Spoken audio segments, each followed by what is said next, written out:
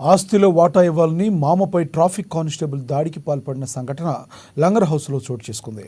లంగర్ హౌస్కు చెందిన కానిస్టేబుల్ ఎండి షాహిద్ ఖాన్ అనే వ్యక్తి గత కొద్ది రోజులుగా మామ ఆస్తిలో తనకు కూడా వాటా ఇవ్వాలంటూ ఇందిరానగర్లో ఉంటున్న మామ అబ్దుల్ వాహిద్పై దాడికి పాల్పడ్డాడు.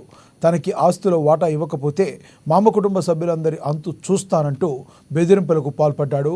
తనను ఎవరూ ఏమీ చేయలేరంటూ మామ కుటుంబం షాహిద్ ఖాన్పై చిందులు వేశారు.